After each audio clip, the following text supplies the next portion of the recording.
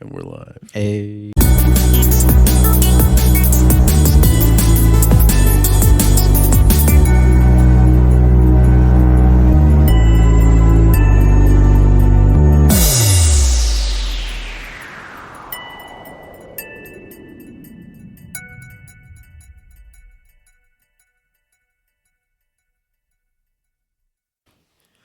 All right.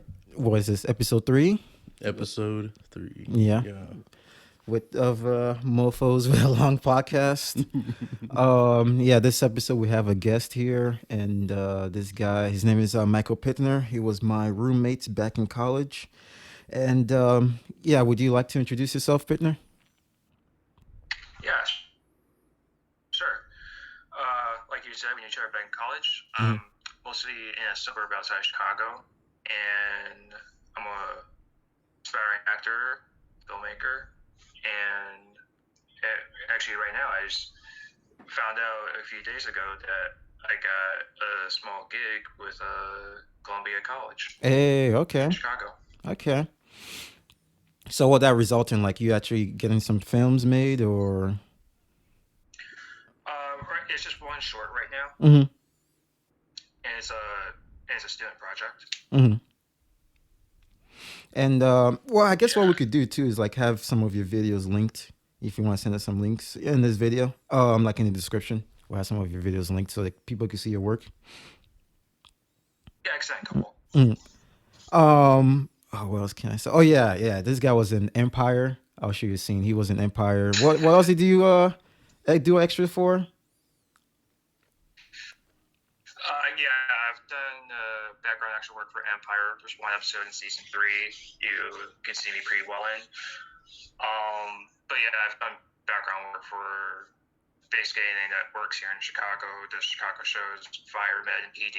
Mm-hmm. I did work Fargo Okay. this last season. I was in that first episode, and there was a Netflix show called Easy. Mm-hmm. I think it was like the very last episode that I worked in. That you can actually see me pretty well. Mm-hmm. Mostly background stuff, you just end up working stuff that you don't ever get noticed in. Yeah. All right. So I guess from there we'll just cue into the episode then. Since the Justice League, the Snyder Cut. What do you think, Amanda? Like, what was your first thoughts when you press play? Bro, like from start to finish, it was great. Oh, really? I think so. Yeah. Oh, okay. I think it's a completely different movie. Okay. It's like it makes you realize how choppy the original edit was. Mm-hmm. Because there's some like so much stuff that isn't explained in the original that you just kind of take like, okay, I guess I'm not supposed to know why this happened or whatever. But then like you see the Snyder Cut and it's just like this full view of like everything. Okay. It's fantastic. What about you, Pitner? We'll go more into like thoughts later on, but like overview. Yeah, my first impressions just all the way through was like how basically what we were hearing of like how much more there was of like differences between the two cuts. Mm-hmm. And there were a couple of scenes that I had suspicions of like I think this one might have been Snyder's. Mm-hmm. One in particular is when Superman comes back. Like I had a pretty good thought that was his to begin with, but there's like surprises like how many scenes were I thought were probably Joss's that ended up being this original one. Mm-hmm.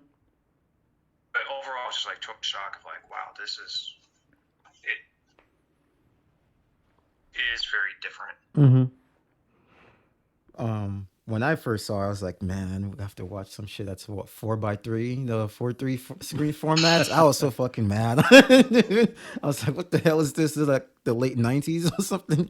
But then the runtime it being like 4 hours long, that was kind of daunting at first.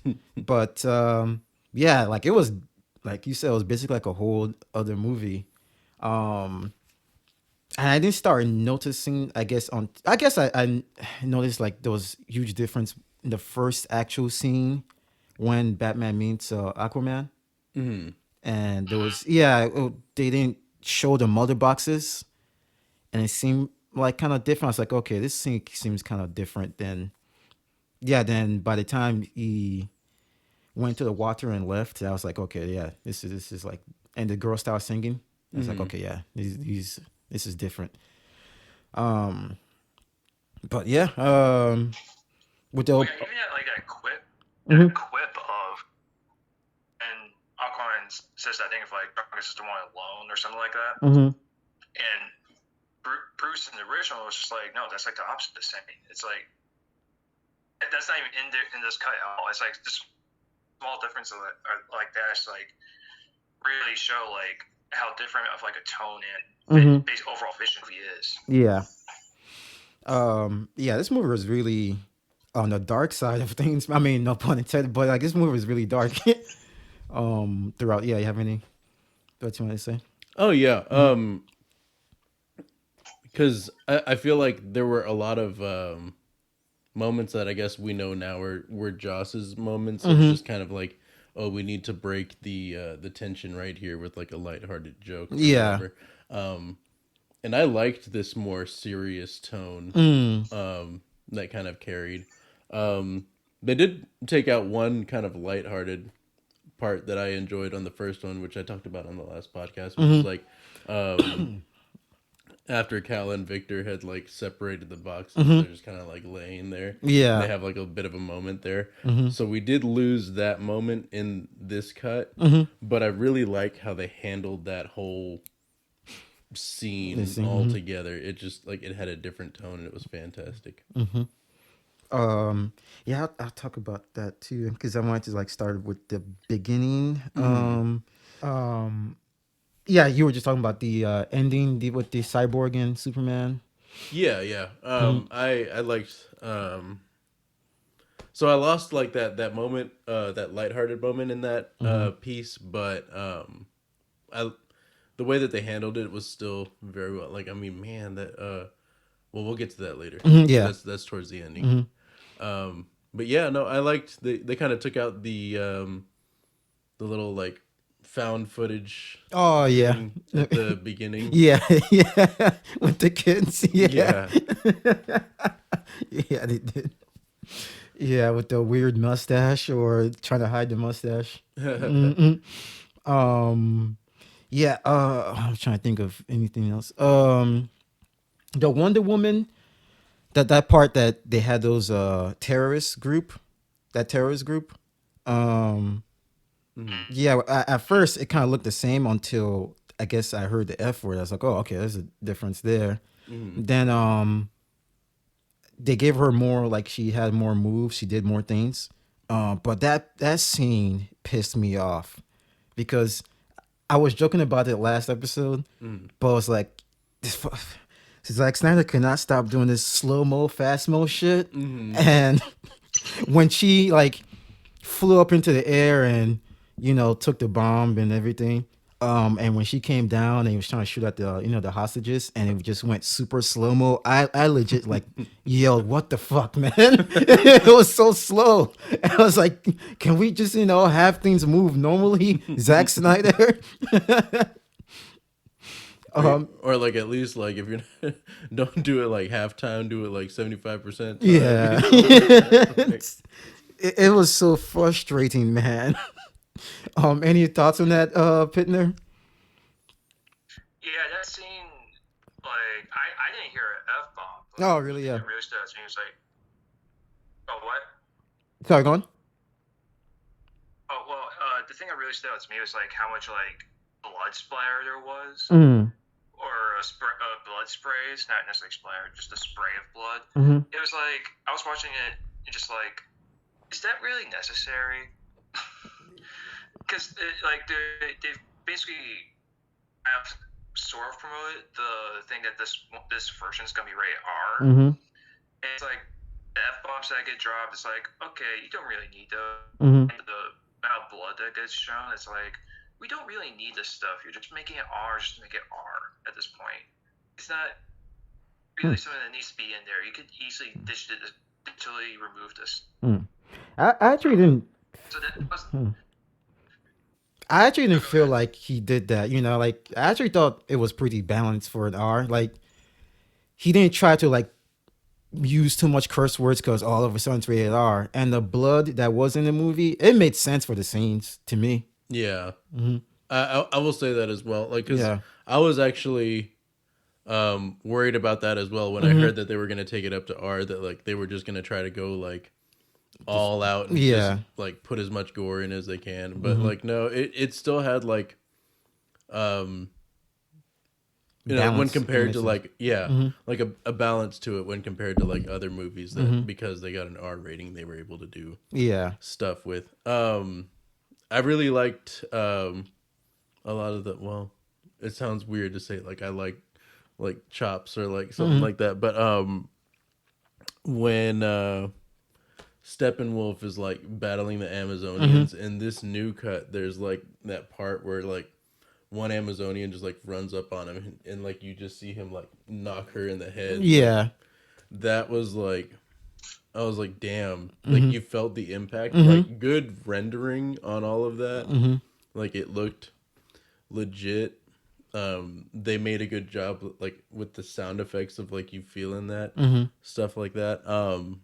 Really good sound quality overall. Mm-hmm. Um, I thought like the dialogue was like mixed very well. Like I think they had more time to like Yeah, like just maybe sound design mm-hmm. overall.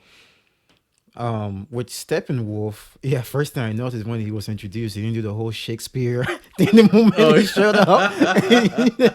Yeah, he just because the last one he gave a whole monologue before he tried to like grab the box or something like that. But with this one, I noticed I don't know if I have to do research whether it's the same voice actor. Hmm. The voice sounded different in this one. Um, It did. They said it's a different actor. oh, okay. Yeah. The weird thing I'm about to say is like I kind of maybe I don't know. I kind of prefer the old voice actor, Hmm. but not the like the lines. I don't read. You know, the lines are better, but I kind of prefer the old voice actor because that guy seemed like he had more liveliness to his voice Hmm. in this one. But I guess the voice actor makes sense for this one because this Steppenwolf is like playing no games. Hmm. And I also see that they with Steppenwolf they try to improve by giving him some sort of a backstory, like Hmm. they didn't do in the original. Right. Mm-hmm. Yeah, and it brings more Yeah. dimension to the character. Oh, Oh sorry. yeah, so go on, Pitner. Oh yeah, I was gonna say like I really like that Mm-hmm. of like that whole thing of he screwed up Darkseid in the past and he basically owes a debt Mm-hmm. to conquer so many planets. I think it said 50,000, Yeah. and it's just like damn, that's a lot of planets. Yeah. Yeah. Mm-hmm. And it's just like, but it's you can somewhat relate to that a little bit more Mm. of like you're just in a screwed situation of like owing a debt Mm-hmm. and you may never see the end of it in your lifetime. Yeah, basically like school dance. What if what if they had a stimulus in that universe? Gonna take out 1,400 words. I mean 1,400 worlds from this debt that you owe. But oh, you're Well, about to. if he got that, if he conquered Earth and got that life equation, Mhm. like his debt was settled. Yeah, that's true. That's a stimmy right there. You want to say anything? You were about to say something, Amanda? Oh yeah, no, just that there was more depth Mm-hmm. to that character overall because like the first one really paints him as like I'm a badass, I Yeah. answer to no one type shit, whereas like in this cut we see him like very submissive to Mm-hmm. like dark side, Mm-hmm. and so like it's like you get to see him as more of like yeah, just a person who's like caught in the middle because he kind of like has his master that he Mm-hmm. needs to like Like, please, his subordinates. right. Mm-hmm. And so yeah, you don't. He doesn't just seem like this unstoppable force this time. So it kind of like yeah, humanizes him a little more, Mm-hmm. but then at the same time makes us realize like he's not as badass as he is, he's not as badass as he would have himself Yeah, look because to it's always be. dark side. Yeah. Yeah, I thought with the death, it made dark side seem scarier. Oh You yeah. know, like if this guy, he's scared of somebody, and he's scared of dark side. That dark side guy must be, he must be really bad. Mm-hmm. Any thoughts on that, Pitner? No, like I didn't even really think of it in those terms of Mm. like, oh yeah, if he owes that's this guy, he must really be like a monster. Mm-hmm. I didn't think of it in those terms. I was more like, oh, I can relate to this more than the 2017 version where he's just like, mother. Yeah, yeah. Or if not Who's that, mother? yeah, if not that, then doing the whole Shakespeare thing, just talking like you will love me, you will all love me and shit. I don't know. That stood out to me for some reason from the first cuts. Yeah. Then with I also thought. Mhm. Oh, sorry. No, go on.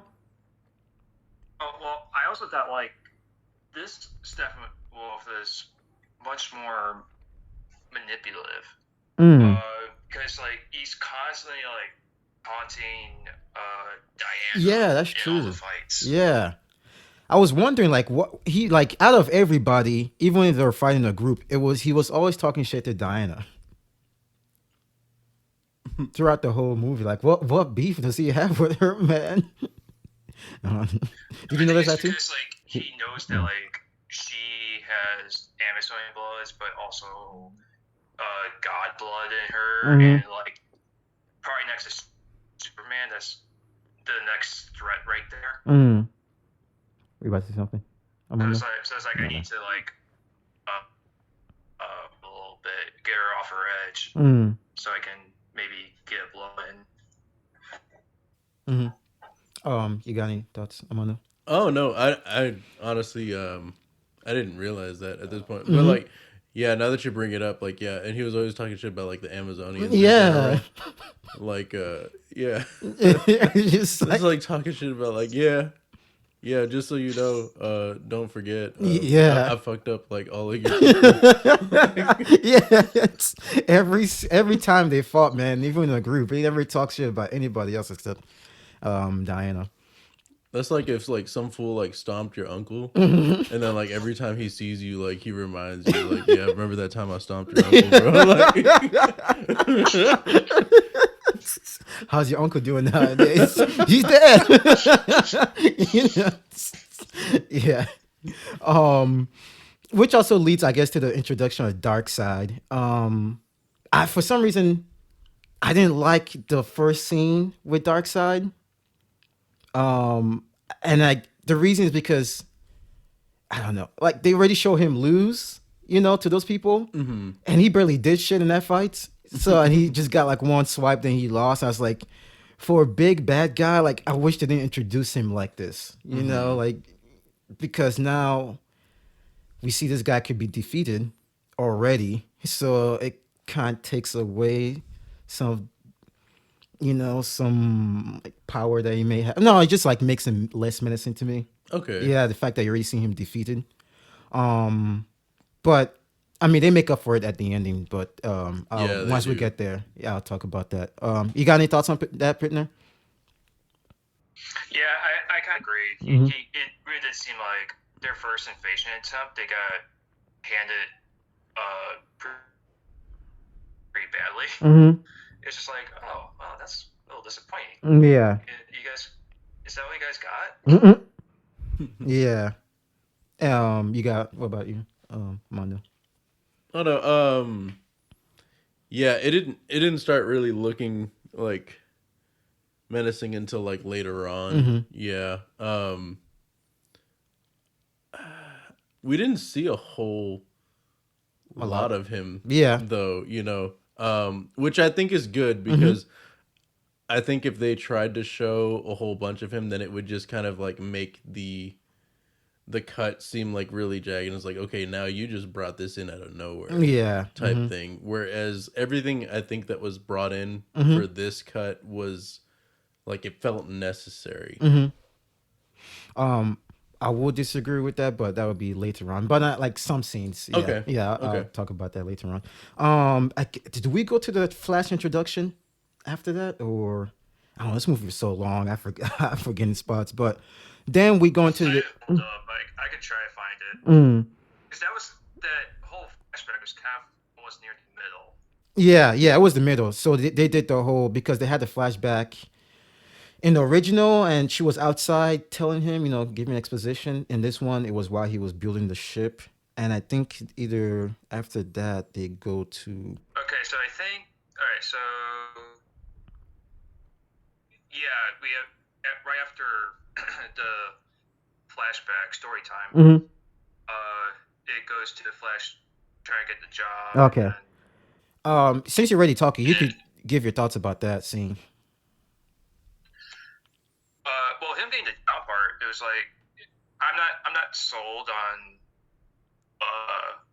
Ezra Miller's kind of like awkward Mm-hmm. acting. It just doesn't really feel natural. Mm-hmm. But overall, though, I thought the scene was pretty good. Okay. Of like how he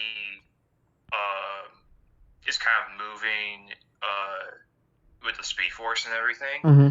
I feel like the small detail of like him handling Iris, Mm-hmm.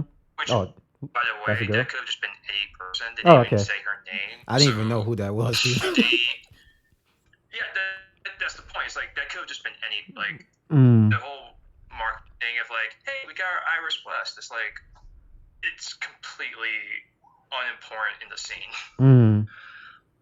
But that aside, like the thing of like how he kind of okay, yeah. So essentially, that could have been anybody, but that aside, like I thought it was cool of like how it made it seem the way he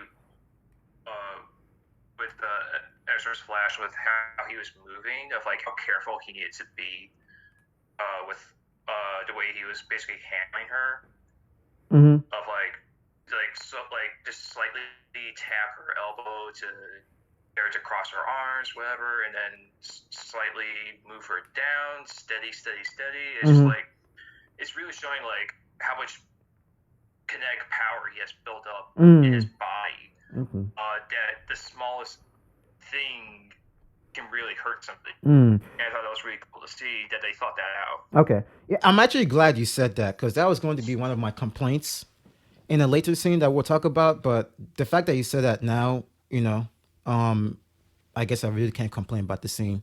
Once we get there, I'll bring it back up, and you could go on. I want to know about your points about the scene. Oh, kind of to touch on that because now that you brought that up, Mm-hmm.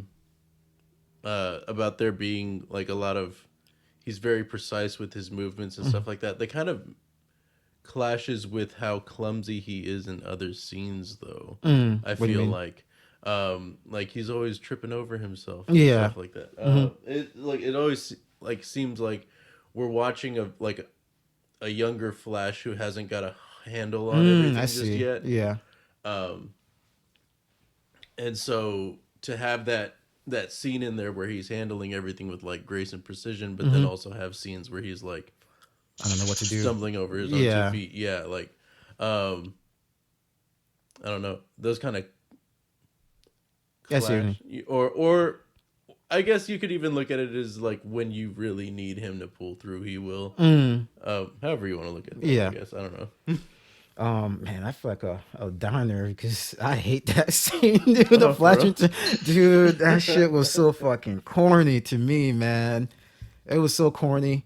I think by that point too, Are you talking about the music? the whole scene, man, the whole scene. I was like, oh, here we go. Of course, she's good looking, but because I didn't know that was Iris. I don't even know who Iris is. I don't follow Flash like that. But it's like I was like, of course, some cute girl. And they're already striking an immediate attraction. Well, I mean, which is fine, I guess that happens. Then the shit just happens to go, like shit just happens. Just happens involving her with the truck driver dropping the burger and all that shit. I'm like, oh my god. Then, then it just with the music and everything. I think by that point I was already annoyed because of the slow mo, fast mo shit, even though it made sense in that scene, and the Amazon, like the first the battle in Amazon with what's it called, Steppenwolf, trying to get the first mother box, also had a bunch of slow mo, fast mo, and that shit pissed me off too. And I was like, by that point, I was just tired. I was so annoyed. Um, but I had to tell myself like, okay, in this scene it makes sense. You know, it's going so fast, we have to see it. But what with the music and everything, I was just like, dude, this shit's so fucking corny. So Hmm? is it Yeah, just an issue the of it? circumstances. Oh, Oh yeah, go on. Sorry. Go on, Pitner. Oh well, yeah, the circumstances for the scene is Hmm. very corny and ridiculous. The truck driver drops his burger, Yeah. like, and I'm sorry, like, it's probably me. Like, with how dirty that floor looked on that truck, I probably would just forgot the burger. Oh yeah. No. Hey man, Like, I would not touch that thing. when you're a driver, man, you don't give a fuck. You don't have Well, opportunities to eat maybe, all the time. But you're about to say Armando? but yeah, Oh, okay. Oh, go on, Pitner.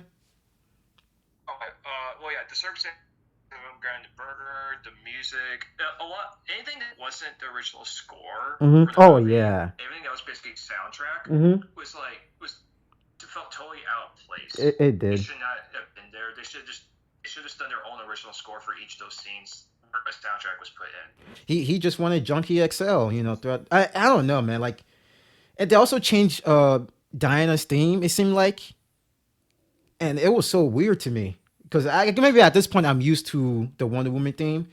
But every time she showed up, they played that old like Greek music and shit. And I'm like, what? It just sounded. It was too much. It got me out of the scene every single time. But you were about to talk about the y- Iris. oh no, yeah. I was just gonna say like it seems like your complaint on that is that it's kind of cliche. Yeah, yeah, it's kind of cliche, and like I could even admit by that point I was just tired of the whole slow mo, fast mo stuff. So because it just movie just seems so slow to me because of all that stuff. Like even scenes that didn't need to be slow mo, fast mo were fucking slow mo. Sometimes I'm like, dude, let's just get this shit going. I was thinking like, this movie's 4 hours long because of this slow mo, fast mo shit, man. That's That's what why. that's what they spent all their extra time on. Yeah, like if it was just a normal speed, it would be at least maybe 3 hours and like 30 minutes or something. Um, but to yeah, it made sense. I mean, the scene, it was a better introduction, I guess. I don't know. I want to say it was, I guess, a legit introduction to Flash, so you could see his powers before, yeah, before he talks to his dad and everything, and does all that goofy stuff with the, in the prison. Hmm. Um, but after that scene, it goes into Steppenwolf interrogating those two people from Atlantis, I'm guessing. Mm. And I really like that scene. I really like that scene because even the introduction of like the what's it called, the parademons dragging those people out of the water as they're zooming in. I thought that scene was cool, and it actually made Steppenwolf more menacing. Like when he threw the guy, and he hit the like the like some rock. The Rock. Yeah, and you see blood. And I was like, man, okay, this guy's fucking scary. Yeah. Oh, you got any points on that, Mondo? Oh no, yeah. I'm just agreeing. That was a pretty good shot. Yeah. What about you, Pitner? Yeah, I like the scene too. Mm-hmm. It creates a small inconsistency with Aquaman though, Okay. because unless those Atlanteans were half bloods, they should have been basically begging for to go back in the water. Oh 'cause yeah. in the Aquaman movie, Mm-hmm. the pure Atlanteans can't be on land. They Mhm. need water. They had suits to Mm-hmm. filter water into them. Mm-hmm. So that's a small consistency, Mm-hmm. which is a whole bigger issue with the DCU before Yeah. all this. So Mhm. yeah, that's really different, together. But the scene itself was really good. Mm-hmm. Yeah, that's true. Like, I was also thinking, this is why I think the Snyder cut didn't really exist. I mean, maybe he had some stuff that was cut out, like Willem Dafoe being in the movie. Oh yeah, Yeah, I was like, that was probably an yeah, after. that was like an afterthought. Like, okay, all the stuff that's established. Now you can bring it in into this movie. To me, it's like, yeah, this shit didn't exist. Um, a lot of Aquaman stuff, I think they went back and tried to fix because in the original, when Aquaman saves the guy from the boat and he goes to drink like alcohol, there was like some green goo on his hand. Hmm. They removed that from this movie completely. And apparently that was Oh yeah. yeah, apparently that goo was supposed to be like leading to Aquaman movie and touched upon it and stuff like that, but they didn't even bother. So in this one, they just like fuck it, they just removed it from the whole scene. I'm trying to think of yeah. Then they introduced Mara to try to have her talking prior and I don't know if like the conversation that they had after the Steppenwolf fight, whether it helped lead into Aquaman a bit better because with the first cut it made it very awkward. When you watch that movie and you watch Aquaman and the way they talk, it's like, wait, I already met you, Like why are you talking to me like this? When you go from Justice League to Aquaman, but I'm trying to see whether I don't remember whether this one makes that transition less awkward. This Um, one it makes mm, it to me. mhm. It made it seem like they're like they kind of know about each other, but they just know about. They don't personally know each other, Yeah. and so like, it makes it a little easier into Aquaman, Mhm. especially with the Willem Dafoe stuff, Mhm. because in the Aquaman they knew each other. Yeah. Willem Dafoe's character and Jason Momoa's. Uh, like and that scene actually made sense, and so with Miri a little bit more stranger, that also helps with the movie as well. Mm. You got any thoughts on that, Amanda? No, I honestly didn't watch Aquaman, Oh, so okay. I don't really Yeah. have any thoughts on Yeah, that. okay. um then I think from there, dude, it's a long movie. One thing I would say, like, because I'll admit, the first couple hours, I did not like this movie.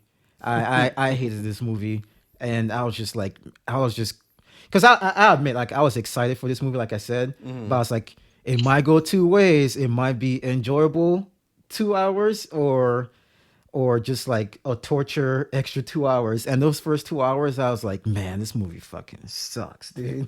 I was like cursing all the fucking Snyder Cut fanboys, like, this is what you want, like, there you go, you got it. This is what you want. Then it started to get a little bit better, even though it still wasn't. I wasn't really liking it yet, but it got better by. I might be skipping ahead, but the cyborg arc, I Hmm. thought, okay, they finally did this guy some justice.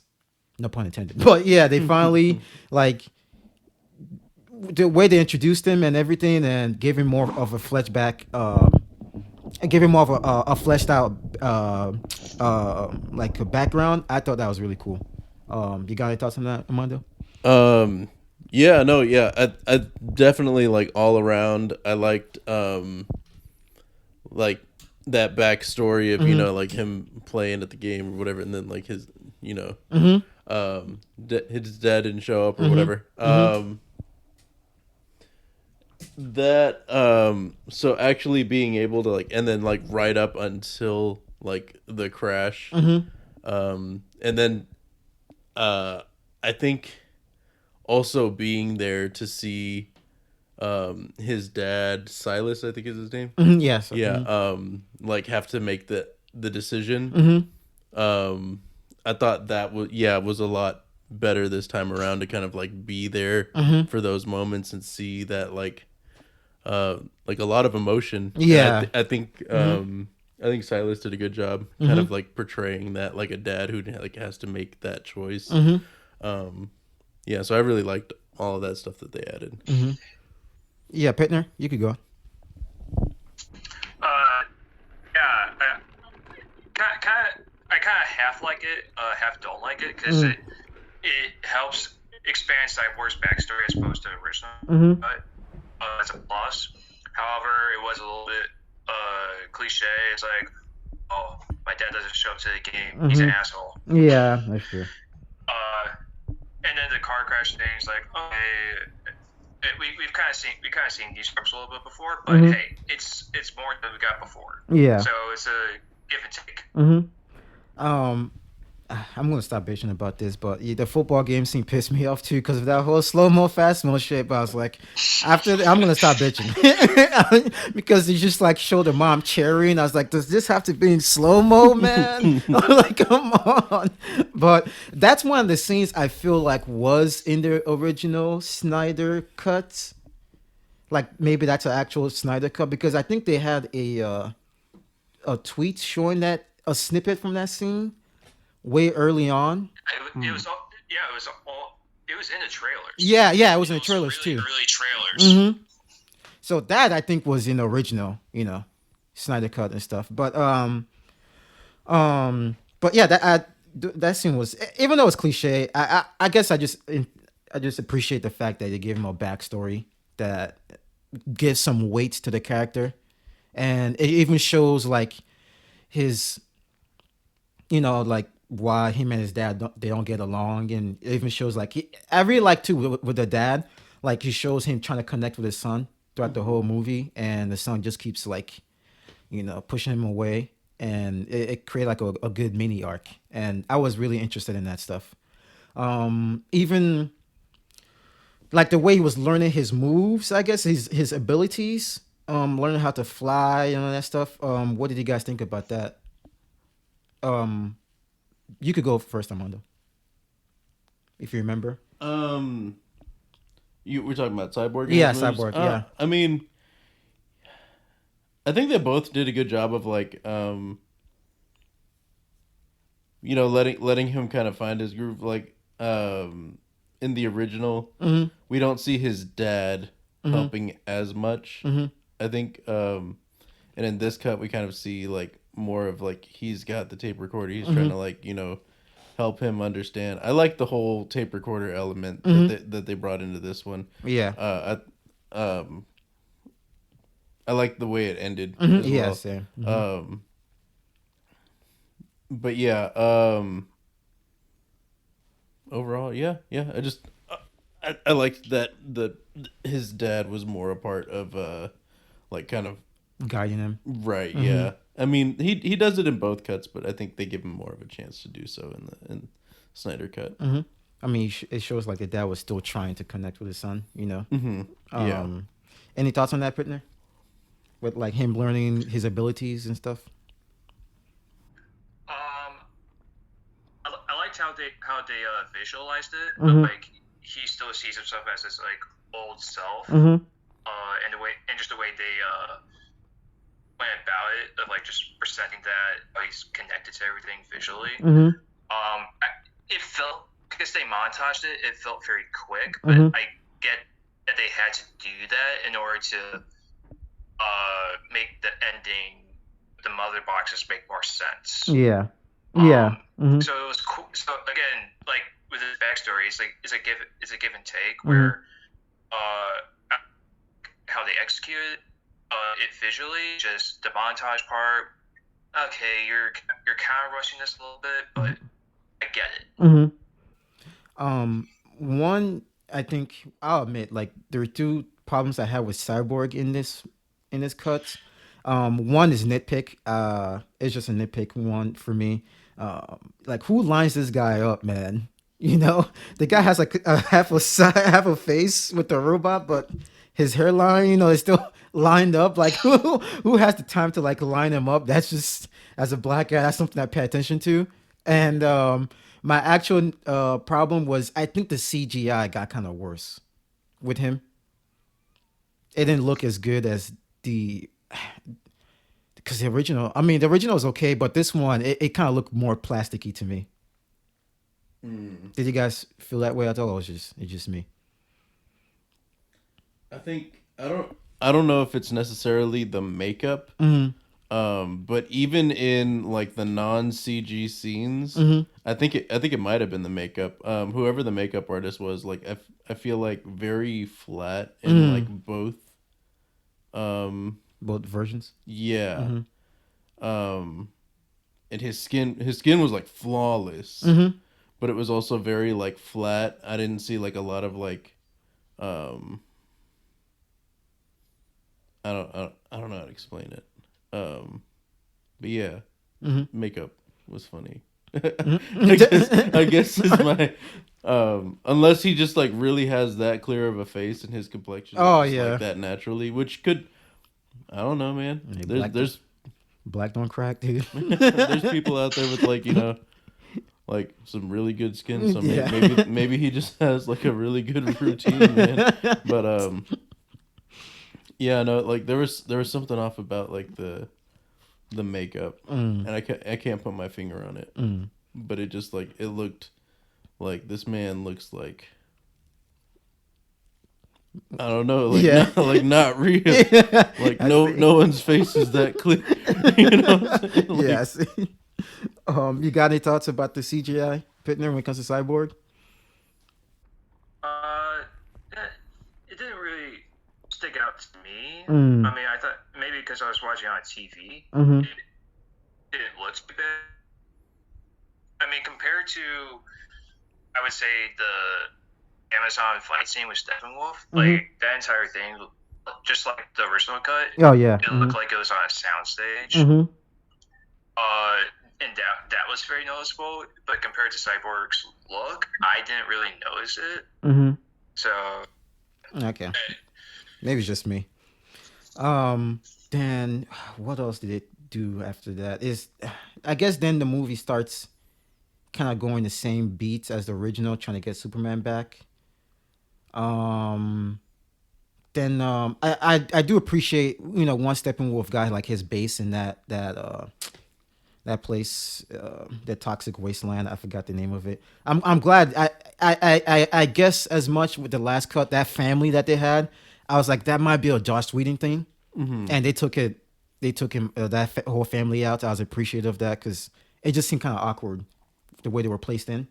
Mhm. Um, then it wasn't until like how many was it like 6 parts in this movie?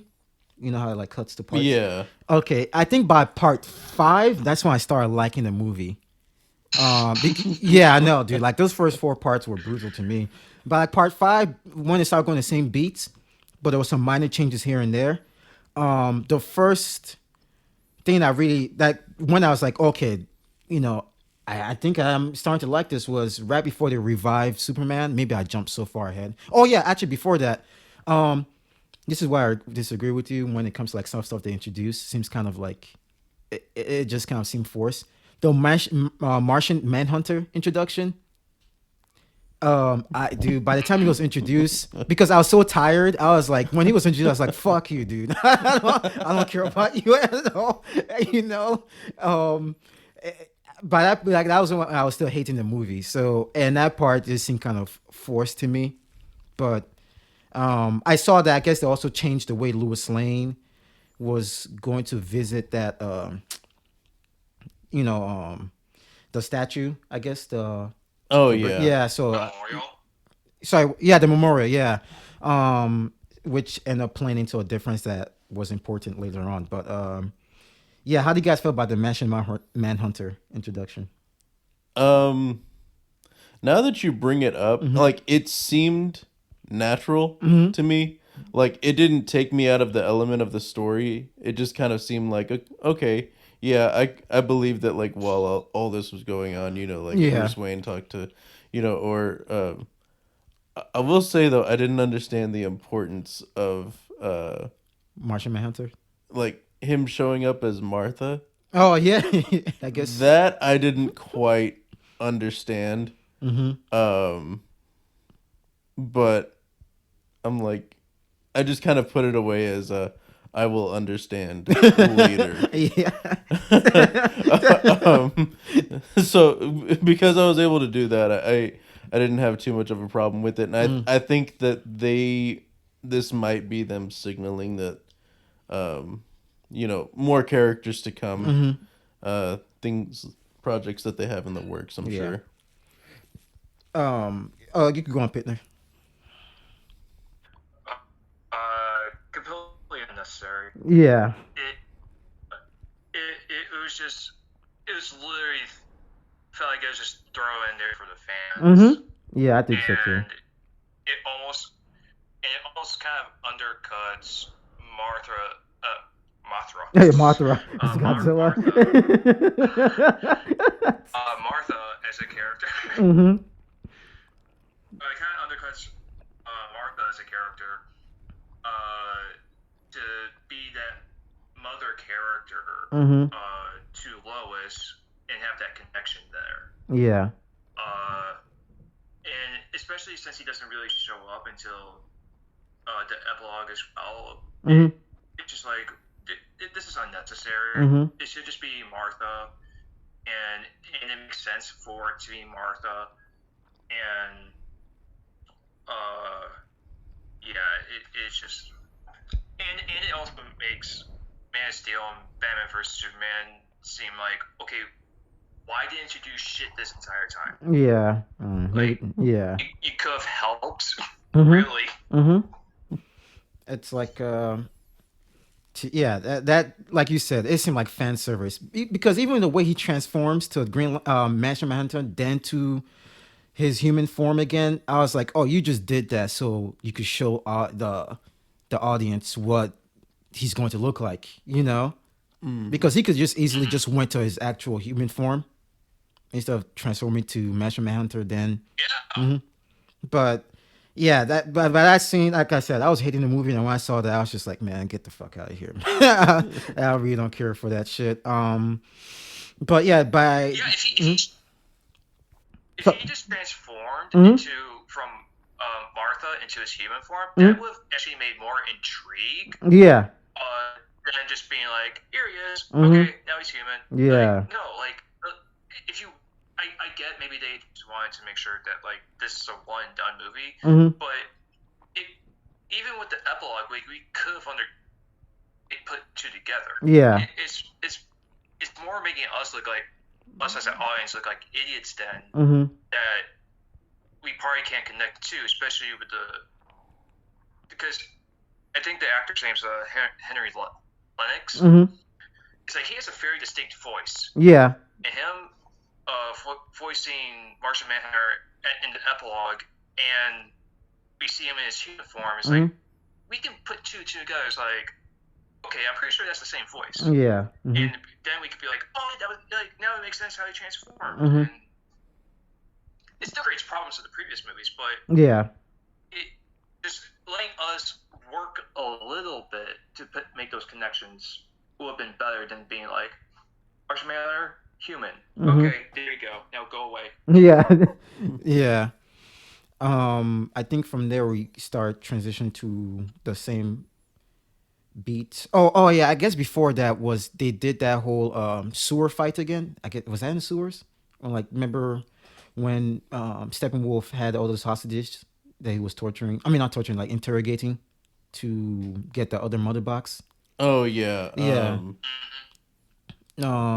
Yeah, that scene. It kind of plays out kind of the same. Maybe they took out a little bit of the jokes here and there. And I guess it still makes Steppenwolf look kind of menacing. But I'm glad one of you guys said that with what's it called, Flash. I think maybe you said Pitner, like he has so much force, kinetic energy. That's why he had to like move Iris slowly. So when I was watching this scene and the hostages were like running, and I was like, he's just running around in circles, like, oh, go this way, go this way. I was like, why don't you just pick them up and move them, But now they explained that with the Iris scene, I was like, okay, that's why he didn't do that. So it takes away my complaint from that scene. Oh, did you have the same thought? Okay, no, like I had the same thought while watching it. Like, yeah. Why don't you just pick somebody up? Yeah. But yeah, so why couldn't he? I don't understand. Maybe he has so much energy that they might get burnt up or messed up. Yeah. Okay, I guess. I don't know. He could have like thrown them to himself then or something. Yeah. I don't know. Yeah, I don't know. You got any thoughts on that, Pitner? Yeah, no, like it's actually funny. Like the thought of the kinetic stuff of like moving to people left my mind, but I'm pretty sure if they were to have shown it again, like it would have made sense of like, okay, you can't actually touch these people, Mm-hmm. because he has to be really precise. Because I think we even see him like he just taps a parademon and it goes flying. Mm. I think that's in the scene. Yeah, I think so. And it's like it just shows like how powerful, Mm-hmm. like, or just how much kinetic buildup he has with how he moves. Mm-hmm. And I did think it was kind of funny though, like, when they're walking up the staircase in the beginning to Mm-hmm. get to the bridge. Mm-hmm. Like it's funny it's to watch him just walk naturally with them. When we see later, he's like running around the people. Yeah. Mm-hmm. And just to watch that earlier scene, he's like, Flash could easily just like go past them, but he's being so nice. Yeah, yeah. Yeah, that's true. Just casually walking with them. Mm-hmm. I thought it was just kind of funny. Mm. The scene wasn't funny, but in my mind, I'm thinking he could easily out like pace these guys, but he's being nice. Yeah, I wonder for him if that's annoying having to go at their at their pace, because he could just go so fast. But yeah, with that scene, it kind of plays out the same. To me, one thing that really stuck out in the original cut, and it still kind of sticks out in this cut, but maybe they explain it a little bit better. Remember in the original cuts, like when they had that machine that was climbing up the sewers, and when the water came in, then Cyborg just kind of like realized something and flies off. Then I think what's it called, Flash joke, like, did he just bail, that was so awkward in the first cut. Like, I've seen that movie like 3 times, and to me it still stands out. Like, that was so weird. And the next thing, they don't even acknowledge that this guy just flew off, in the middle of a fight. And this one, yeah, they do a better job, I guess, kind of explaining that he went to go grab the mother box and stuff. So it's still awkward in the mid scene, but I guess the aftermath showing that he went to go grab the mother box, it kind of connects it a little bit better. Yeah. But yeah, then from there we go on to like more of the scene. I guess they did some exposition on the mother box to give it more explanation. Then we start following the same beat, and it goes into the Superman revival, which they kind of expanded more. And that's when I started liking the movie. And the moment I started liking the movie was when, just like the original, Flash has to charge up to light up the mother box, and right before he does, Cyborg has like a vision. Oh yeah, that was like that's when I like, oh man, okay, I'm okay. I'm interested, and from there on, it seems like the pace just started going much smoother. It seemed like to me. Did you guys like, what were you guys' thoughts on that scene? You could go on, Amanda. Oh no, yeah, I liked that a lot. Because I knew they were gonna bring in some like time elements. So like if you do this, like you can't reverse it, stuff like that. Like I really liked a lot of that they brought into that whole like vision sequence. Yeah. Was pretty cool. And then like even towards the end, they play around with that some more. And yeah, I really liked everything they did like involving that. Yeah. What about you, Pitner? Yeah, I actually like the scene before when you're actually discussing of like how to bring him back.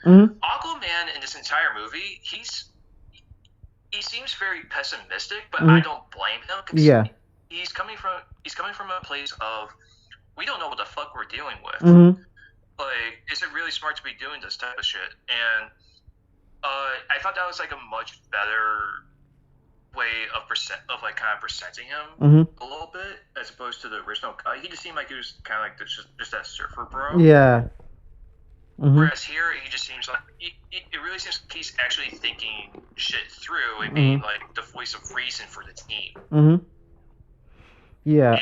And so, and even with Flash a little bit too, because Flash is like throwing out some ideas too of like how,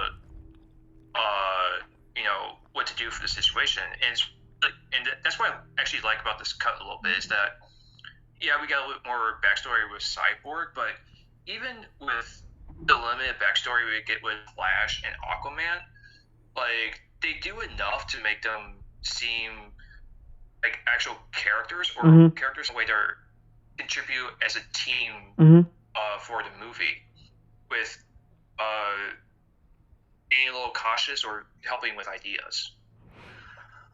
And then in terms of the revival scene itself, it was kind of cool seeing Cyborg get his vision a little bit. I actually thought we were going to get the whole nightmare sequence at that point too, which we only got like a snippet of, I guess. Yeah. So that was a little disappointing, but they move it along. Yeah. Going back to your point, yeah, I read Aquaman was like my favorite thing about the last cuts, and he's still my favorite thing about this cut too, because he's very sound in his decision and things that he said, and he seemed very realistic and mature. Yeah, in both. I mean, in the last version, he was good comedic relief. In this one, it's less comedy and just more actual, like, thoughtful. And it made him stand out. He's still my favorite part of the both movies. Then actually prior to the revival, yeah, this movie's so long I'm skipping parts, but like when Batman brings up the nightmare he had in I don't think you've seen Batman vs Superman, Armando. No, I have. Oh, I okay. have. Oh, you have? Remember that nightmare scene that they had in Batman vs Superman? Yeah. Yeah. They call back to it. I really like the fact that they call back to it. Right before the revival of Black Batman is like, I've seen this before. Like something happened, all that stuff, and because at the time it's something to be worried about, but it's not too important because that's not what's happening right now. So they just kind of like, oh, okay, they moved along. But I kind of liked that they touch on it because it makes me interested in what they might do with that stuff. You want to touch on something? No, not really. Yeah, no, I did like that they revisited that whole section. So yeah, if I don't know if we're gonna get like a live action adaptation of that stuff. Yeah. Who knows? Who knows how this might do? Then it might get the green lights. But yeah, then we go after the revival of Superman, which kind of follows the same beats as the last cut, maybe with some minor differences here and there. I didn't really notice a lot of difference. I'm pretty sure there was. I just didn't notice a lot of them. Do you guys notice any difference between this last cut? I mean, this cut and the last cut when that fight? The fight? Yeah, there were some differences here and there. Like there was the moment was like completely cut out where he's like I think he's got him by like his jaw. He's like holding him up, and then like they have that moment of what does he say? Something like he's like, you won't let me live, you won't let me die. Oh yeah. That like I think that whole segment was cut out. And then where he gets thrown into the car is timed differently this time around, and then he doesn't have that whole moment where he's like, oh, something's definitely bleeding. Oh yeah. They still kept in the that moment, which like I said, I liked. The only thing I don't like about that moment is Ezra Miller's face, where he's like noticing, oh shit, this guy can move just as fast as I can. Yeah, that whole moment I like that they kept it in. They also added the part, I guess, with the laser, showing that Superman was ready to kill Batman. But the thing that they introduced earlier in the beginning, I mean, earlier in the movie worked. You got any thoughts about that scene, Pitner? Yeah, sure. Before I go, with my thoughts, Armando was kind of cutting up a little bit, so if I say anything similar, sorry. Oh, yeah, that's fine. So yeah, like for me, like to me, it kind of played out mostly the same. I would say the difference those were the military firing at Superman. And oh yeah, that was... when Superman was about to go attack Batman, we saw Cyborg, Aquaman, and Flash try to stop him, but he took them out. Because I think in the real cut, it was only Diana that was trying to stop him. Yeah. And and that was still in this cut as well, and he took her out. Mm-hmm. And then obviously when he actually gets to Batman, that whole thing is a little different. He actually just there's no, I believe he just picked him up and repeats the line of like the "Do you bleed" type of thing. Yeah. Back to Batman. As opposed to this one, he's just like straight up just trying to kill him until Lois shows up. Yeah. Which makes more sense So to I me. think that's mostly Mhm. yeah. It's like this dude almost killed me. Like I'm Yeah. gonna take him out before he takes me out. Mm-hmm. Yeah. Then he flies off. Then they go on. Then they added the extra scene of Steppenwolf getting the mother box, but the dad took it, which is another scene that I I'm liked. so glad they added that Mm-hmm. Yeah. because in the original they did nothing Mm-hmm. to stop him from getting that mother box. I'm so glad they added this scene. Mm-hmm. Just to show that like, hey, we showed up to try to stop him, but he got it and he left. Yeah. Mm-hmm. Yeah. It just took off. Before it was just like we're over here and oh we see Day showing up, oh he's gone. Yeah. Mm-hmm. But I really like that scene because the tragic thing that happened with Cyborg's dad and stuff. Yeah, kind of closes they close it the arc later on, but shows that he cares about his dad and stuff like that, and yeah, it added more emotion. It had more of like an impact this time around. Do you have any thoughts on that, Amanda? Yeah, no, definitely like the I liked that his dad's death kind of like how did she put it, like it was used to like kind of make the mother box a hot spot so Yeah. they could track it. Yeah, I thought that was pretty cool that they added that in there. Like he sacrificed himself, but not. I mean, for a reason. Right. Yeah. Because how do they handle it in the original cut? I don't. Man, I don't. Maybe they just found some. I don't know how did they do it. Because, Pitner was like some radiation going off, and just like it must be there type shit. I think that's what it was. Truthfully, I rewatched the original cut. Because I didn't want to put myself through that again. Yeah.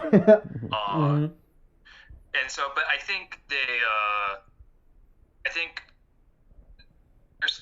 might did a thing of like tracing signatures type of thing in the original, and Cyborg helped with that as well. Because I think it's coming back to me a little bit. I think Cyborg, he was born from the mother box. They try to do a thing of like he understands it, and he could probably find a signature to track in the original cut.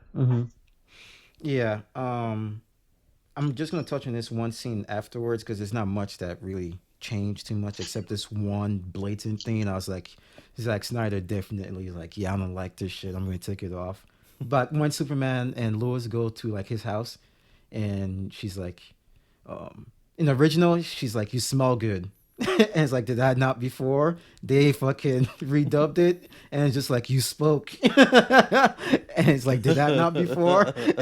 Yeah. Zack Snyder, yeet that shit out of this movie, man. It's kind of funny because in like, I think a complaint of like Man of Steel and Batman vs Superman, aside from the fact that Superman was hardly smiling, was that he's not really talking.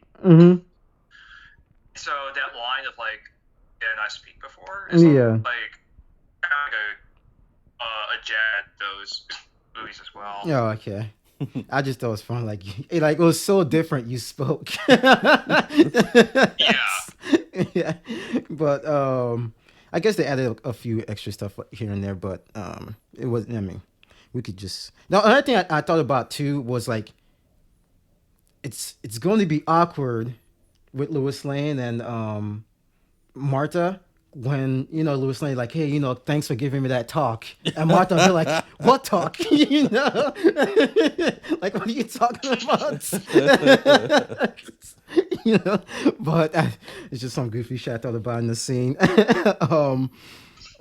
I thought the same thing. yeah. Oh yeah. Okay.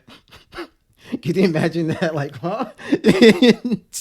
um, but yeah, then it goes to like Superman going to a ship, getting the black suits, Mm-hmm. which is, I guess, supposed to be a callback to the comic books that when he comes back, he gets the black suit. Mm-hmm. Um, I kind of like that scene too, because I don't know, maybe it was me, but it seemed like kind of like a homage to not only Man of Steel, but like to the old 1970s Superman movie, like the voiceover with his dad talking and stuff, both dads and stuff. Mm-hmm. Um, it shows like how important both sides, the human side and the Kryptonian side, is important to him. Both fathers that he had, how they touch on him, like how he's reborn again. So I kind of like the scene. Um, yeah, how do you guys feel about that? No thoughts. It was just Oh, yeah. I was waiting for Armando. Oh, I guess okay. I'll go. No. So I, I'm of two minds of it. Whereas, like, I get what their intention was behind it, of Mhm. like both father figures Mhm. being important to Clark. Mhm. However, from especially with like way the sentences were being structured, like Jonathan would say one thing, then say one thing, and then it just kept switching back and forth. And it seemed like they're taking snippets from the previous movies Mhm. occasionally. I think there's like a couple like original lines Mhm. that they put together. But the thing with Man of Steel especially was that it seemed like Jonathan and Jor-El were like two really different philosophies for Mhm. Clark. Like Jor-El saw his son as like this obvious beacon of hope for humanity, whereas Jonathan was something that he should completely hide himself from humanity. Mhm. And so it just seems kind of weird that like to kind of combine their two. I mean, maybe not, but to me, Mhm. it seems kind of weird that for Clark as a character to mesh their ideologies together, even though they're very opposing, Mhm. unless it was something that they're trying to say like he shouldn't fall one way or the other. Just take bits and pieces of both sides and make something new from that. If that's what they're trying to say, I guess that makes more sense. But to me, it doesn't really mesh that well, and maybe they need to execute it better. Yeah. You don't have any thoughts about that, Amanda? No, no, I kind of enjoyed it. Mhm. I I wasn't even taking it that deep as far as like the other movies and their philosophies. I just kind Yeah. of took it in the moment. Mhm. Because I'm gonna be honest with you, like I saw Man of Steel and I saw Batman versus Superman, but Yeah. like it's definitely not fresh in the mind. Yeah. It's not saved up on there. Like for me to go that deep with it, no, Mhm. it's definitely not. Um, but yeah, so I enjoyed that. I enjoyed like I don't know, man. Yeah. I really liked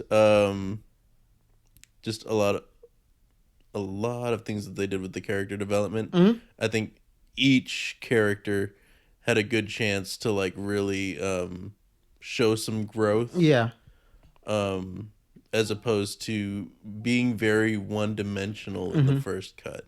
Because yeah, in the first cut, you just had to go. You just had to keep going. In this one, it gives because they didn't give each character a movie prior. Mm-hmm. Even though they gave Wonder Woman her own movie, but like Flash and Cyborg and Aquaman at the time didn't have their own movies. And Batman, he has so many movies, so but they didn't give them their own like movies to flesh out the character. They kind of made up for it a little bit here, in this movie.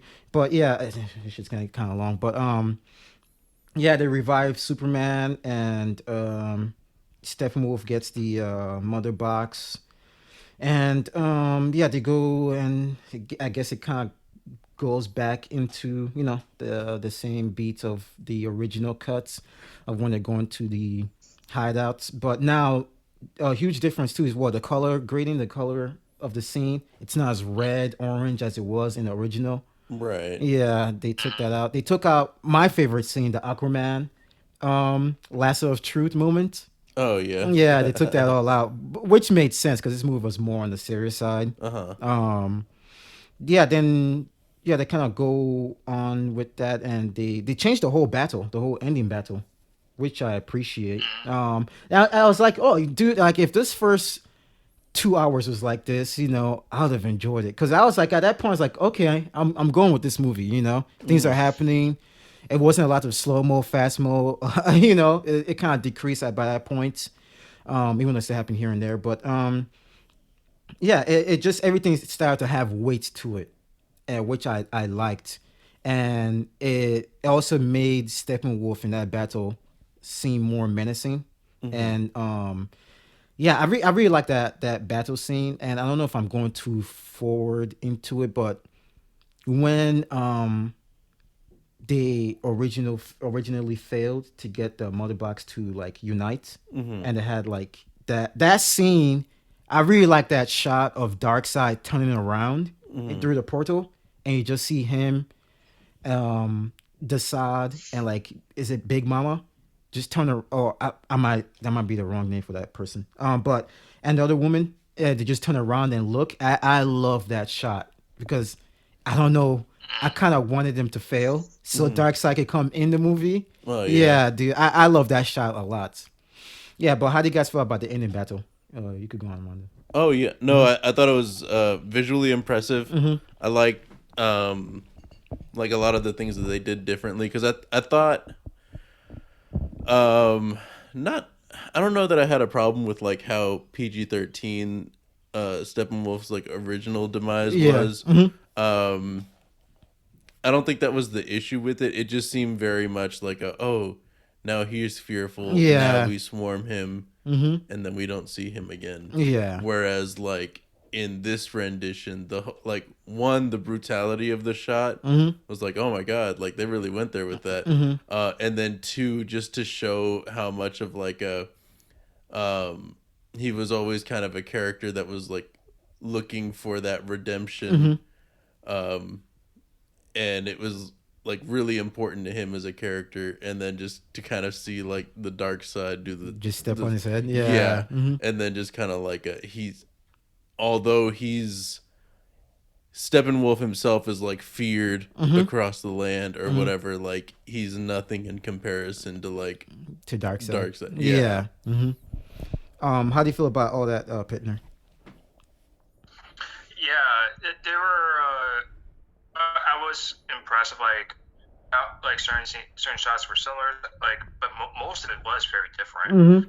Like really, just like kind of bits and pieces that were similar, like Aquaman coming down on the building, some shots of the Batmobile in the city shooting at the pavements. The one that was in there that was very similar that I was surprised was actually Zack's was even in the original was when Superman shows up and he punches Steppenwolf through the ground. In the original, I thought, wow, that looks like a cutscene from the Gods Among Us video game. I was surprised like that was in this movie. I was like, damn, that was his? Yeah. Because I didn't like it originally. And it's okay. It's okay here. But yeah, just like even like what Armando said, like the brutality of Steppenwolf just getting his head clipped off and then Darkseid stepping on it. It's like, damn, man. Maybe that's what the R rating is for. Yeah.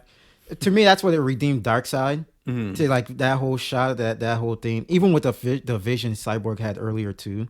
When they did all that, it's like, okay, I'm interested. Even when I seen this guy lose, he's still kind of menacing.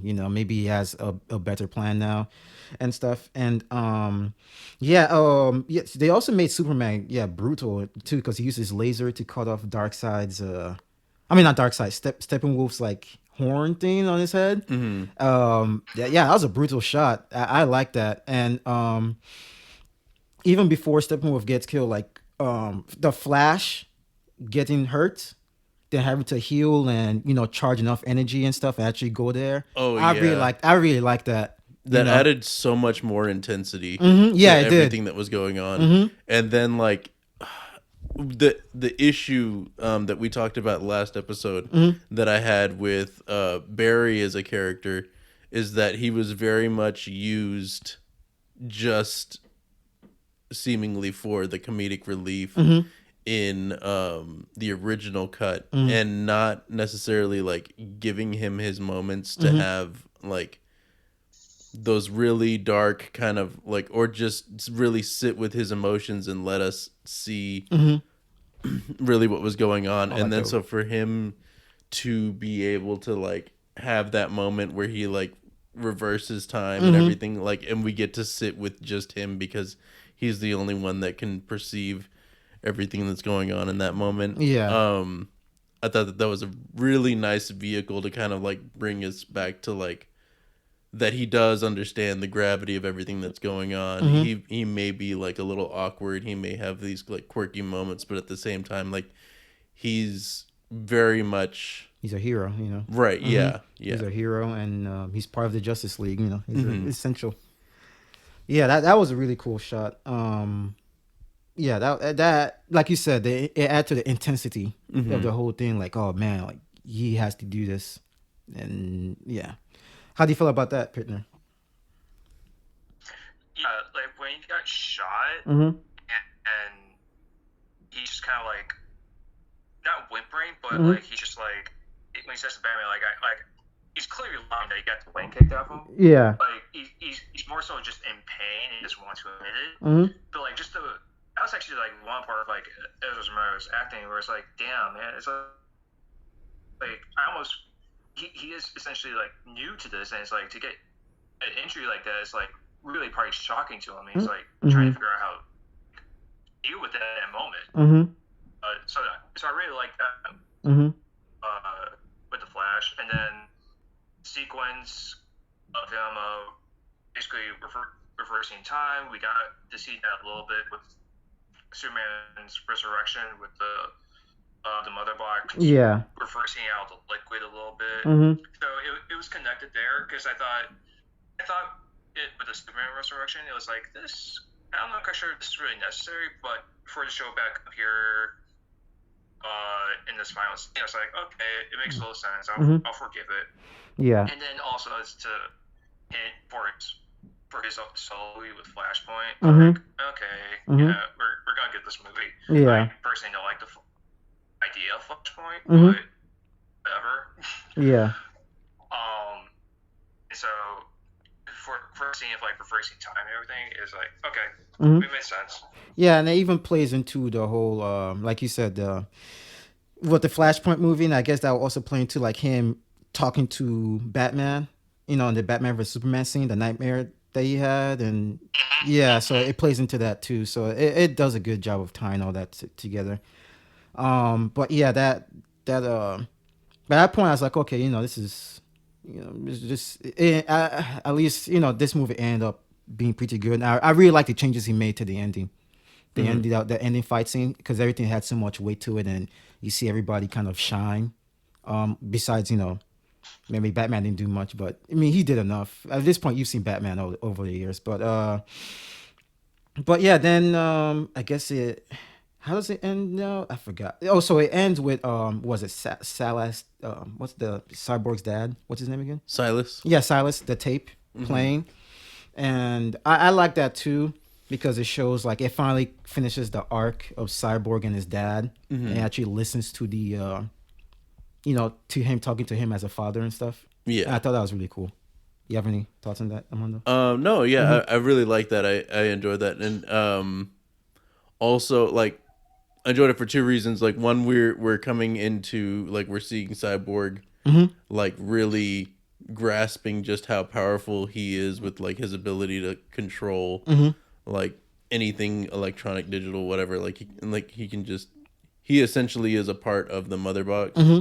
And so like him being able to bring the tape recorder back together, like that was just a cool shot in general. And then also, yeah,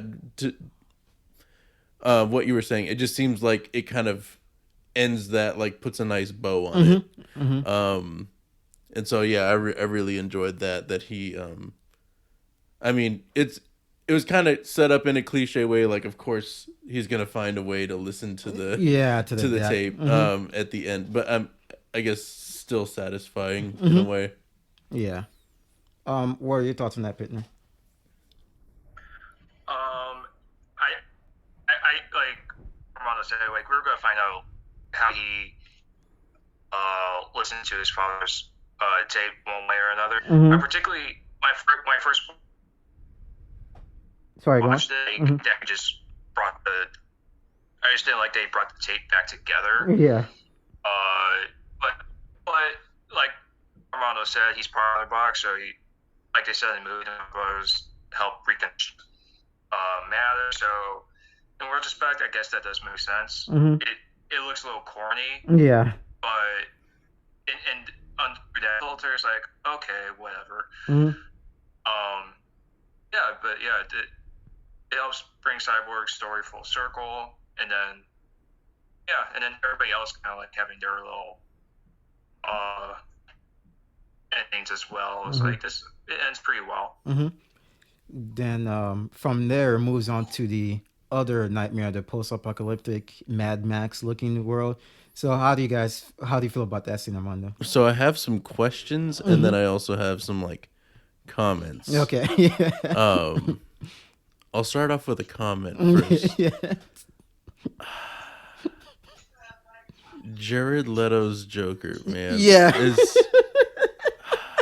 That- it doesn't hit for me, and it has nothing to do with Jared Leto as an actor, because he has like hit yeah. some roles that it's just like goddamn, like he knows how to act. But I think this is just a role that Just not for doesn't him. hit. No. Yeah.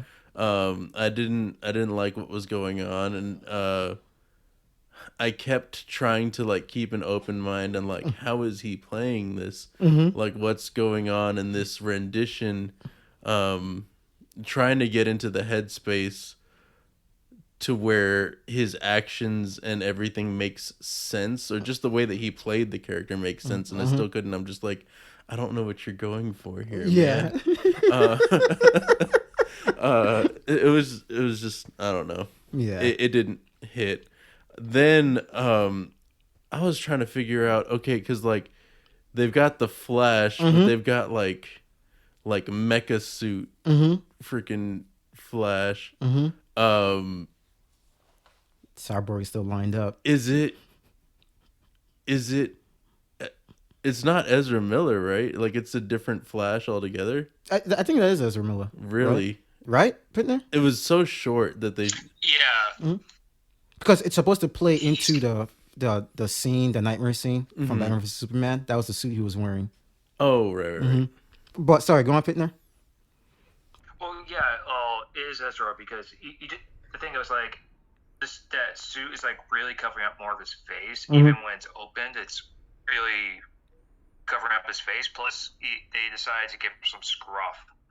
I guess. To show that he's a little older too. So that's why it's probably hard to tell if it's actually that. Because I think people had the same question in Batman vs Superman. It's like, was that Ezra Miller? Because he just looks so different from from how he normally looks, but also the promotional stuff for the Batman vs Superman and Justice League as well.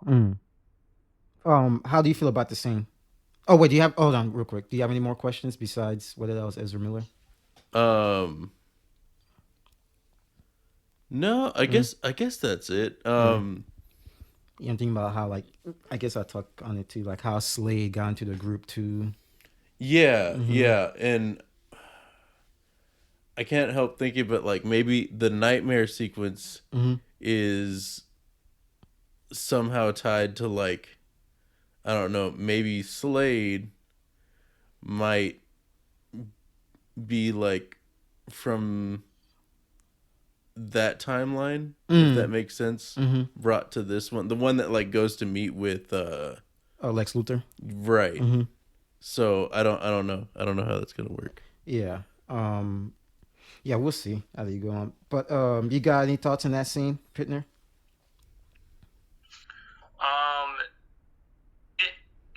doesn't really need to be there. Mm-hmm. It's really just kind of like an extra scene, Mm-hmm. kind of. I liked how it played out and everything. Like, it really, the Batman Joker stuff was like really interesting to watch. Mm-hmm. But in terms of like it being connected to the movie, was like probably would be a nice prologue to Justice League 2 or 3, depending on how they. Because the plan was to have 3 Justice League movies, but Okay. depending on how it all played out, like this scene would probably be better to open one of those 2 movies with, instead of it being tagged on here. Because that's what it feels like. It feels like it's tagged on. Yeah. But I just like how it. The scene's fine and everything like that. It's just felt really unnecessary, and it's 20 minutes that could be locked up this 4-hour movie. Oh damn! I didn't even know it was that long. Yeah. Well, it's 20 minutes with the with that Lex Luthor thing. With the Lex Luthor thing and the heroes, with the voiceover with Silas and everybody going off in their own ways. So then from the epilogue start to the end of the nightmare scene, or I should say the end of like Batman, Martian Manhunter, which is after the nightmare scene. Yeah, like, we'll touch on that too. The start to there is like that's 20 minutes, but this scene is probably like maybe 10 minutes. Chop that off. It's a 350 movie, but it's when you're going against a 350 movie for a 4-hour movie, people probably want to see 350 movies. Yeah. I mean, yeah. By that point, it was. Yeah, I guess this goes into my thoughts. Like when they went to that scene, the Mad Max post-apocalyptic thing, I was like, man, will this movie just end, dude? Like, because, but yeah, like, dude, because I was watching this early in the morning, so I just wanted it to be over at that point. And I was also thinking throughout the whole movie, like, okay, because Joker was in a trailer, they made a big deal. Then we just got through a whole. I mean, kind of a slight WandaVision spoiler, but like we just went through a whole swerve a week earlier. I was like, are we about to go through another swerve again? We're having somebody in the trailer and not in the movie or something like that, messing with the fans. But yeah, so when they started the scene, I was like, okay, this is the scene Joker is going to be in. And I was just more so like you, Armando, like the acting with Leto. I was like, what is this, man? I know, you want to do your own version and everything, like you should, play your own version, but the laugh to me sounded bad. It was just kind of on the corny side. It seemed like the Ben Affleck, I think he did a good job. The scene was just, to me, it was more kind of awkward and forced in, but the thing though is like it still has my interest to see how they got there. Because it's so drastically different from what we saw. So it's like I am still interested how the world became shit like this, and how like even Slade, he's contracted to go kill Batman, but here he is actually working with him and stuff. So yeah, well, all that has my interest, but I was just kind of like, man, this stuff, this movie needs to end. I will say in that scene, props to Ben Affleck. Because like when you're not given much to work with, I still liked his delivery of a lot of the like that line. What does he say? Like, it's like, yeah. As she was laying dying in my arms, like she made me promise that when I kill you, and make no mistake, I will fucking kill you. Yeah. Like, I was like, oh shit, bro. Like, I don't know. I really liked his delivery and the way he was playing that like post-apocalyptic Batman. I'm like, okay, fuck yeah. I'm for this. I could watch it. Well, like, is he gonna keep? Was that his last time? Doing Batman. I guess we could touch on that later on. Okay. After, because this movie's kind of long, they got one more fucking scene after this. Then it turns out it's a nightmare, and again, then the Martian Manhunter shows up, and in my thoughts was like, Jesus, can this movie fucking end, man? Jeez. But what were your thoughts about that, Armando? The Martian Manhunter. I thought it was okay. It seemed kind of like fan service. Yeah. And just kind of like, hi, I'm here. You know, Yeah, I'm here too, guys. I very much think it's like promotion for things to come. Things that they're going to be working on in the future. I just don't know how that's supposed to work. Yeah. He reveals himself to Batman, who I guess we'll talk about it, but like, is he even gonna be Batman for very much longer? But yeah, I guess you guys can give your thoughts. We'll touch on that too. Okay. What is your thoughts on that scene, Pitner?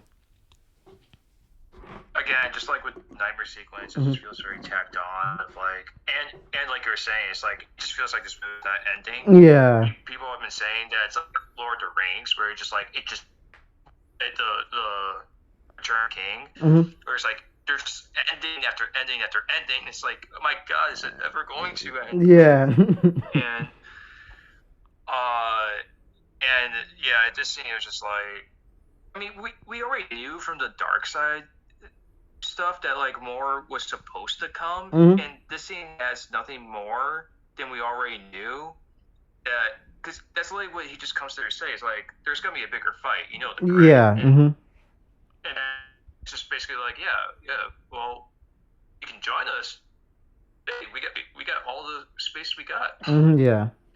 So it really made no difference in the grand scheme of things. It just seemed like he was just there, just be like, hey, remember me from I talked to Lowe's? Yeah. Yeah, man.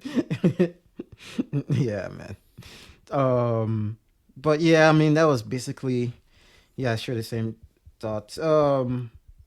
Just tacked on too long, and yeah, at that point I just wanted the movie to be over, and it might play into bigger things and stuff. And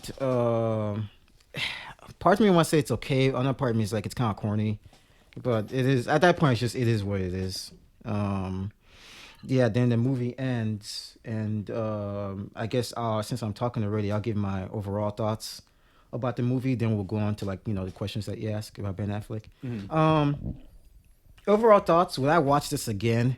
Probably not. Not from the beginning. Maybe like I'll start watching from like part 5 and on, really.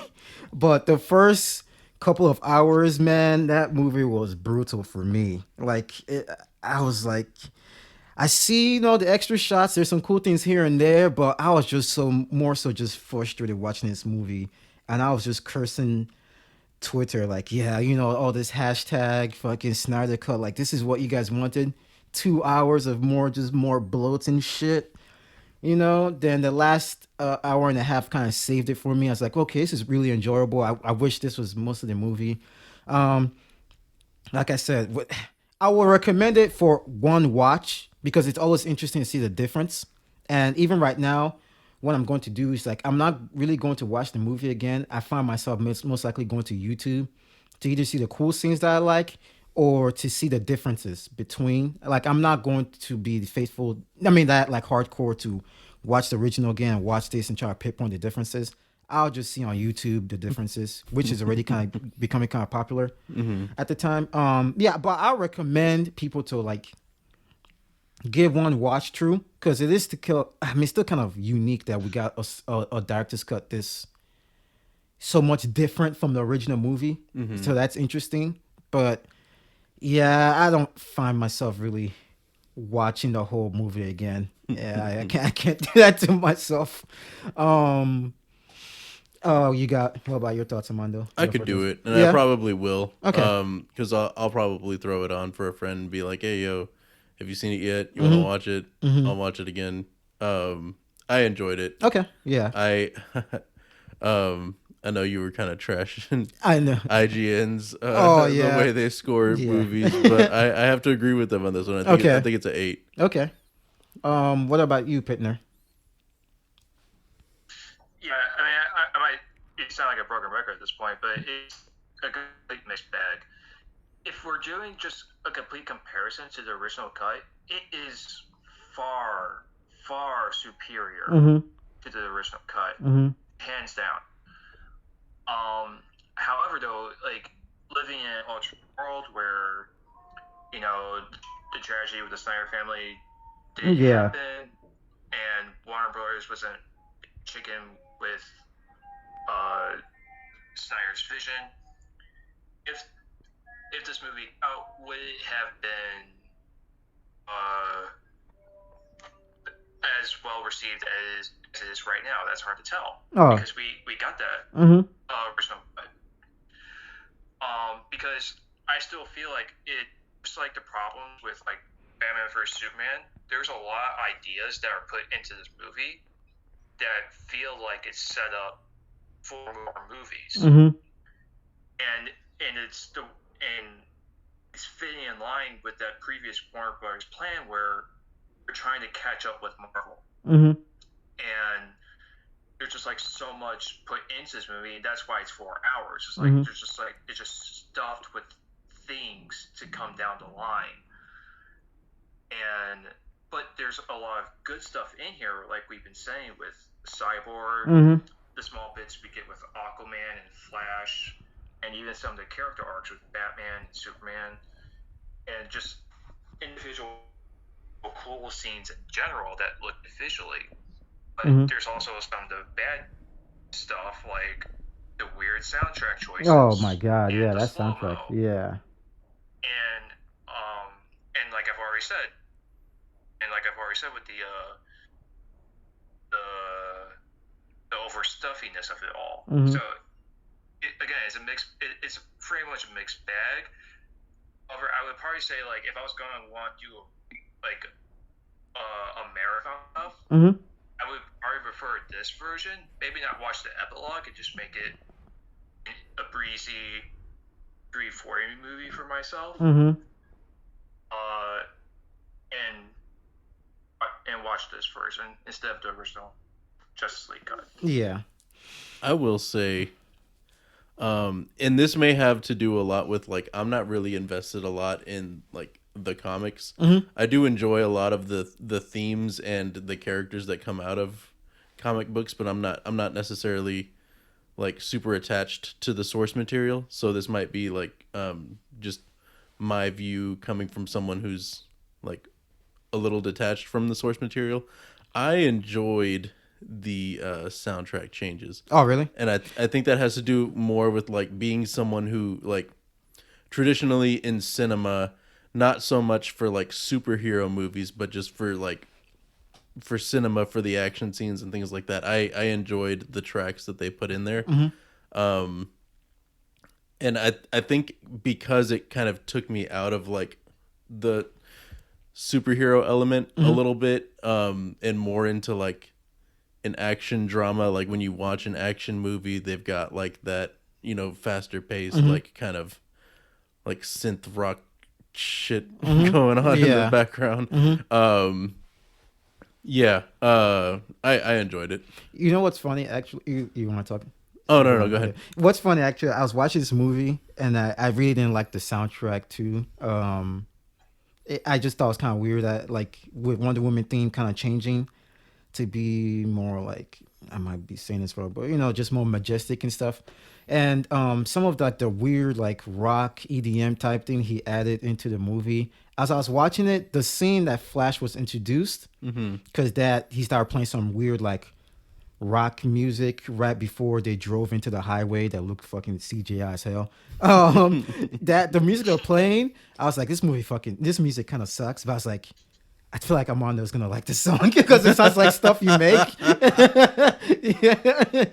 I was just like, I think you'll like it because it sounds like the kind of stuff like you're into, like you make. And I was like, hearing you say that, I was like, yeah, it sounds about right. But not like saying like you're, like you're. Like you think my music taste sucks? No, it's not cool. That. It's just like it's not what I'm into, but I just kind of figured that you would like it. No, yeah, I mean, like I've given you my opinion multiple times. Like I'm kind of burnt out on the superhero stuff altogether. Yeah. Like I barely I don't know. It took a lot for me to finish WandaVision Oh yeah, because I'm kind of over it on yeah. both sides, Marvel and DC. Same. So it was, I don't know. Yeah, It same. was an undertaking to even watch the movie. Yeah. But I did appreciate that kind of like break off from like traditional superhero feel just because I am so burnt out on it. So yeah, I think that's why I enjoyed things like The Punisher. Yeah. Still falls into like that realm, but it kind of has a different feel. He doesn't Yeah. like necessarily have powers. It's more like Some dude, yeah, some guy that kills people. Yeah. Um. Yeah. I mean, like you, I'm kind of burnt out on the superhero stuff too. But one thing I would say, because it sounds like I'm shitting on this movie the whole time, but like a real big positive I'll give this movie is that now it actually feels like a Justice League movie, while the last one felt like they were trying to be Avengers.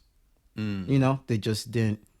They try to make it like kind of half comedy and stuff, but this one feels like it's much different from the original movie, and it's much different from Marvel take on like a group superhero. So I like that it feels much different. Like, yeah, with that one you could watch besides Endgame and Infinity War, but you watch the Marvel stuff. They have their own formula, the lightheartedness with some of the jokes they do mixed with the action. While this one, even though it's kind of lacking on the comedy a little bit, but it makes sense because this is a much darker, more much mature series.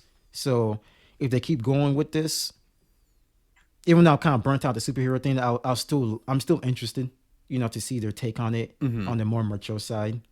yeah. But yeah.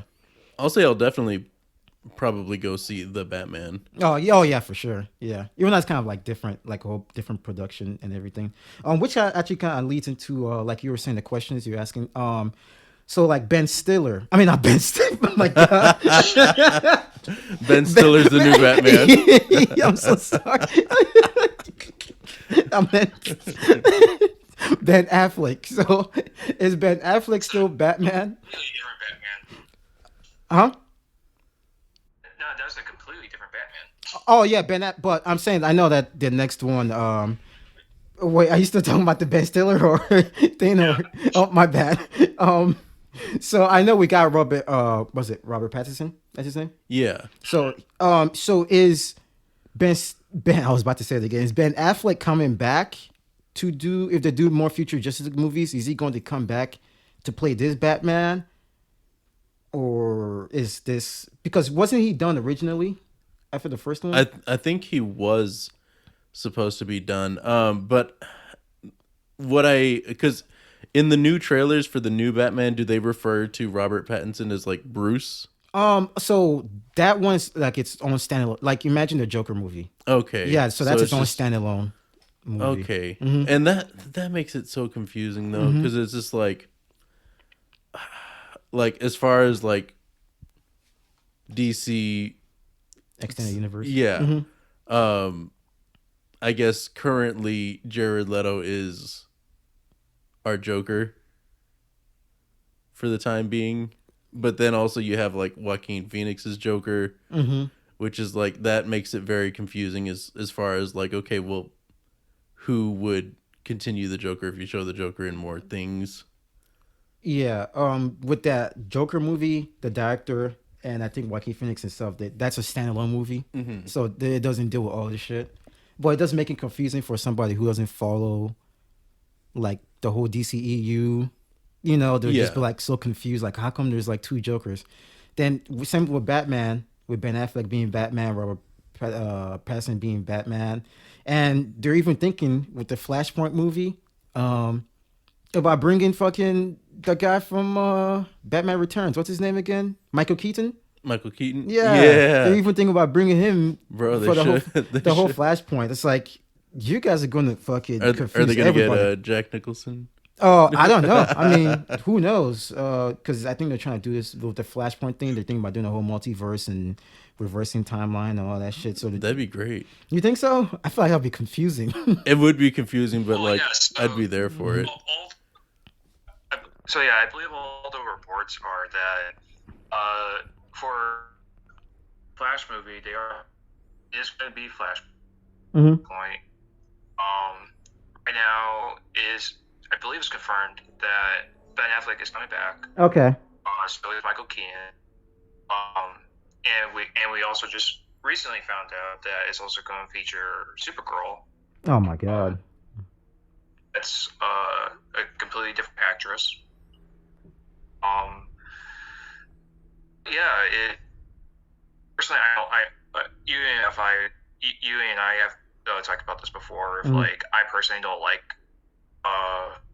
the like comic book movie version, what they're doing with multiverses, with it's the same character but he has like different face and body. It's like personally, I don't like multiverse. That's not what multiverse is. Multiverse is you are still you. You're just living different circumstances. Instead of like for Batman, instead of his parents walking down an alley getting shot, like you just continue down the street and they don't get shot. And Bruce's life is completely different then.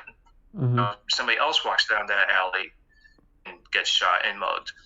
And that's multiverse. And then maybe Bruce by that point ends up being a dick, but who knows? But that is what multiverse is. It's not just you have the same backstory, but your face looks different. Did you get plastic surgery? Yeah. You want to touch on? Like you had some thoughts. One thing that I was thinking that would have been cool for them to do, with like bringing in a new, well, I guess, like kind of like you were saying, it's a standalone film, but I was thinking if it like turned out not to be, if they went like the kind of Batman Beyond. Oh, I see. Storyline and kind of like see Ben Affleck's like Bruce handed over to Robert Pattinson. You know what I'm saying? Like the Terry McGinnis. Yeah. Yeah, I see. Who knows? I mean, it seems like DCEU is just in shambles right now. Because is Henry Cavill back? Didn't he leave too? Is he back as Superman? He's the biggest question mark right now. I thought I saw one thing that it was a report but not a confirmation that they're looking to work with him still, but he be more of a supporting character, being kind of like Nick Fury for Phase 1 of Marvel, where he was popping up in a couple movies, and even kind of Tony Stark a little bit. Yeah. He was showing up here and there during Phase 3. So there's a report about that so far, but it wasn't like a firm confirmation. Yeah. Yeah, because I wonder how all that's going to affect the future of this series. Because depending how I haven't seen the reviews because I was avoiding all that stuff.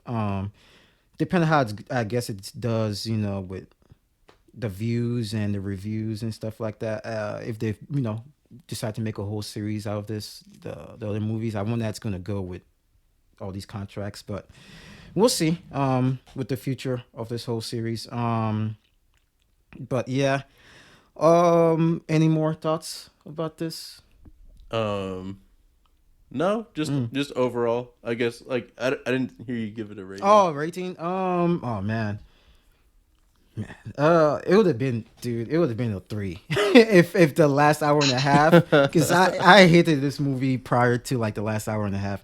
What did I give the last one? Like a 5 or a 6? I think I gave it a 5, right? Yeah, I think I'll give this one a 7 or 6 point, because it's much better than the first one, but still really long, and like I said, first half's kind of brutal to get through. I'll give it like a 6.5. No, 7. A 7. I'll give it a flat 7 out of 10. What about you, Pitner? Yeah, I think I'd be around there with you. 6.5, 7. Yeah. Out of 10. It's just kind of average, like just an average C. Yeah. Okay. But yeah, that is. I guess that'll be it for this movie. Yeah, we really lived up to our name this one because this is almost we're almost about to hit 2 hours. Oh damn! So for real? yeah, That's like this was a long podcast. That's half of the Justice League movie right there. Half of the Snyder cuts. But that's funny, yeah. So yeah, next time, hopefully, we'll get everything situated. We'll get better, like, instead of doing this whole getaway. Next time we have guest stars, it'll be much more streamlined and things. Thanks, Pitner, for showing up. Next time, yeah. Next time we'll have videos so everybody can see, your pretty face, all of our pretty faces. So, right. Yeah. But yeah, I will talk to you later, man. All right. Yeah. Bye. I guess you want to talk a little bit before we cut off, like future. I guess we have the camera now coming, so next episode. So we'll definitely. I'm still trying to figure out if we have the resources to do multiple angles, so that way we can get like some close-in shots of like when one of us is talking, like focus stuff like that. But for now, I think we'll just have the single angle, just kind of in front of us. Okay, and bear with us, guys. We're getting better as we go, so it's gonna become much better. Quality is gonna be better as we go forward. So just keep smashing the like button and the subscribe, and just keep supporting us, and just support us by viewing our stuff, helping us promote, and we'll get better as we go on. Yep, we'll see you guys later. Yeah, see.